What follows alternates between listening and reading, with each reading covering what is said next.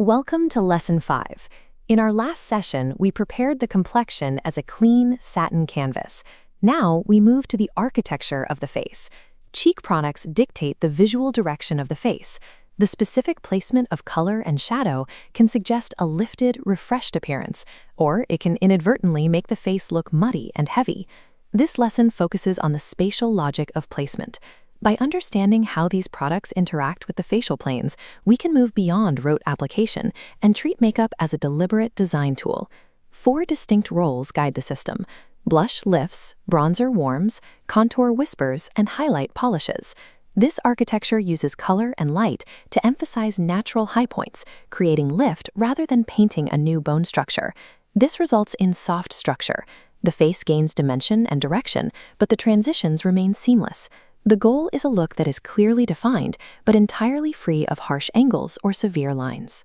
Dana's features are naturally soft-balanced, meaning they respond better to the vitality of blush than the heavy shadows of contour. Over-sculpting her face with dark pigments creates a sharp geometry that often looks separate from her skin. The Poetic Muse aesthetic relies on this shift in priority. By moving away from aggressive facial carving, we use warmth and upward-sweeping color to create a harmonious, polished result. Effective architecture requires strict role separation. When the functions of these products overlap, the face loses its clarity and can begin to look unstructured. Blush functions as the emotional center of the face. Foundation and powder can sometimes leave the skin looking flat. Blush restores the natural vitality and warmth associated with a healthy, animated complexion. Placement is the primary tool for lift. High blush near the outer eye creates a parallel ascending rhythm, aligning with the brow arch and reinforcing upward movement. In contrast, a low, concentrated circle anchors the cheek downwards, dragging the architecture and sacrificing sophistication. While blush provides lift, bronzer provides the frame. Its job is to restore the sunlit dimension that is often neutralized during the complexion step. Bronzer is restricted to the hairline, temples, upper forehead, and high outer cheek. Notice the exclusion zone. It must never travel from the ear toward the mouth. Dragging bronzer low creates a heavy diagonal that pulls the architecture down into a muddy stripe. The warm undertones in bronzer are designed to mimic light, not shadow. If used to carve deep hollows, the result is often an orange or muddy finish that looks artificial. Keeping both blush and bronzer high and diffused creates a powerful lift. The face gains dimension through warmth and color, eliminating the need for heavy, traditionally sculpted shadows. Contour is the use of artificial shadow. Because Dana's face has soft, balanced planes, there are no deep, natural hollows to hide heavy pigment, making this step entirely optional. If used, contour must be localized. The shadow stays near the outer cheekbone by the ear, blending upward, avoiding the long, severe stripe. Color is critical. Soft, neutral beige-brown mimics natural shadow. Avoid dirt-like grays and orange tones. The shadow should be a whisper. Highlighting is the final structural step. It is used to mimic refined light catching the high points of the face, rather than being an application of shimmer or glitter. The placement is restricted to a small area on the high cheekbone, just above the blush. Avoid the center of the face and the nose bridge, as excess shine in these areas can look oily rather than polished.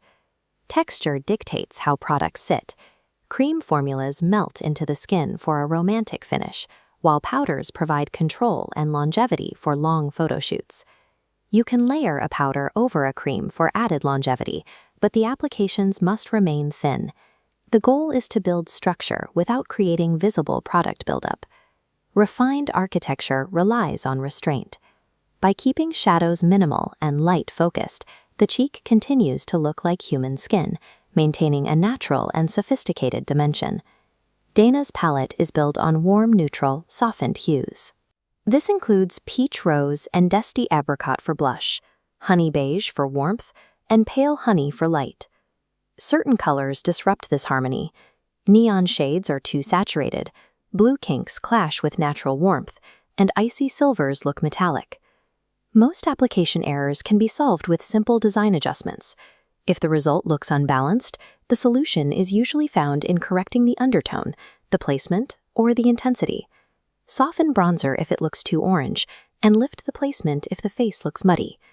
If the blush feels too strong, diffuse the edges and ensure the color is swept back. This placement map scales across different environments. The upward rhythm and framing remain consistent, whether for a casual morning or formal event. The only thing that changes is the intensity of the product. Harsh video lighting or professional photography may require more pigment to register on camera, but the structural map stays exactly the same.